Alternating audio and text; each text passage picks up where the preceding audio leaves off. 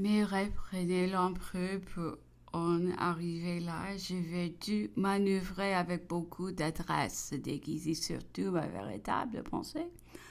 Elle donnait tout à fait le change à l'opinion, présentée à la pâture publique des petitesses vulgaires, afin de lui mieux dérober l'importance et la profondeur des buts secrets. Aussi était-ce avec une espèce de satisfaction que je me voyais accusé de barbarie envers le pape, de tyrannie en matière religieuse.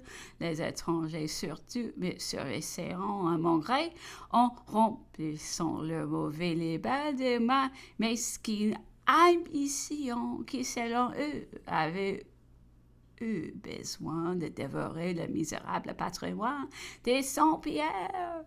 Mais je savais bien qu'au résultat, on me reviendrait au dedans et qu'au dehors, on ne serait plus à même d'y remédier. Qui n'eût-on pas fait pour le prévenir si on le devinait à temps, car quel empire désormais sur tous les pays catholiques et quelle influence sur même que ne le sont pas, à l'aide des membres de cette religion qui s'y trouvent répandus. L'on peut dire que cet affranchissement de la cour de Rome, cette réunion légale, la direction religieuse dans les mains du souverain avait été longtemps et toujours l'objet de ses méditations et de ses vœux. L'Angleterre, la Russie, les couronnes du Nord, une partie de l'Allemagne, le possédant, disait-il, Venise, Napoléon avait en joui. On ne serait gouverné sans elle. Autrement, une nation est à chaque instant blessée dans son repos, sa dignité, son indépendance. Mais c'était fort difficile, ajoutait-il à chaque tentative. J'en voyais le danger. Je pouvais juger qu'une fois embarqué, la nation me abandonnait. J'ai plus d'une fois sondé l'opinion, essayé de la provoquer, mais en vain. Et je peux me convaincre que je n'ai jamais eu la coopération nationale. Et ceci m'a expliqué une sortie dont j'avais été témoin. L'empereur a eu de ces grandes audiences du dimanche. La réunion extrêmement nombreuse apercevant l'archevêque de Tours de paroles, lui dit d'une voix très élevée. Eh bien, monsieur archevêque, comment vont nos affaires avec le pape? Si la députation de vos évêques va se mettre en route depuis Savone, eh bien, tâchez de faire entendre raison au pape. Rendez-le sage, autrement il n'a qu'à perdre avec nous. Dites-lui bien qu'il n'est plus autant des Grégoire et que je ne suis pas une débonnaire. Il a l'exemple de Henri VIII. Sans avoir sa méchanceté, j'ai plus de force et de puissance que lui, qu'il sache bien que quelque parti que je prenne, j'ai 600 000 Français en armes, même 1 million, qui, dans tous les cas, marcheront avec moi, pour moi et comme moi, les paysans. Les ouvriers ne connaissaient que moi. Ils me portent une confiance aveugle. La partie sage, éclairée de la classe intermédiaire, ceux-ci soigneront leur intérêt et rechercheront la tranquillité.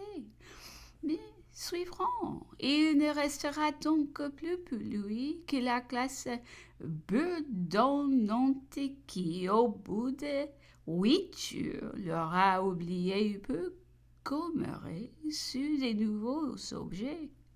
Et comme archevêque, fort embarrassé de sa contenance, voulait balbutier quelques paroles.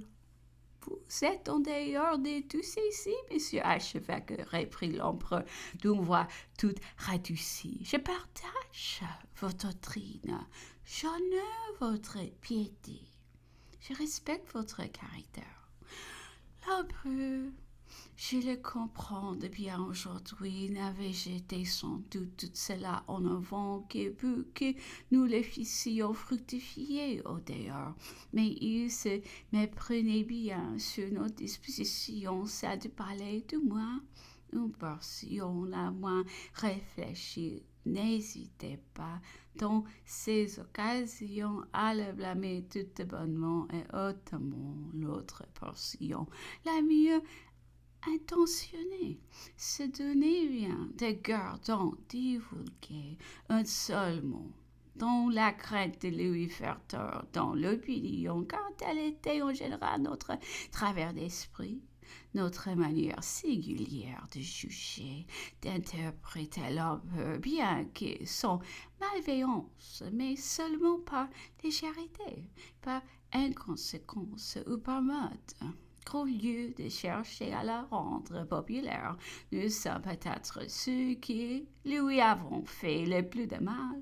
Je me souviens très bien que précisément pour ce fameux concordat de Fontainebleau, le matin qui parut un opinion dont le moniteur, on se disait confidentiellement dans les salons de Saint-Cloud que rien n'était moins vrai que cette pièce, qu'elle était fausse et controuvée. D'autres disaient à l'oreille que les fonds en étaient vrais, tant sans doute, mais qu'il avait été arraché au pape par le frère que lui avait causé la colère de l'empereur et sa violence, si bien que je ne serais pas étonné que cet heureux épisode si dramatique de Napoléon à Fontainebleau traînant le père des fidèles par ses cheveux blancs ne fut pas sorti précisément de l'imagination de prosateurs poétiques, mais qu'il eut en effet recueilli de la bouche des courtisans, des serviteurs même de l'empereur. Et pourtant, voilà comme on écrit l'histoire.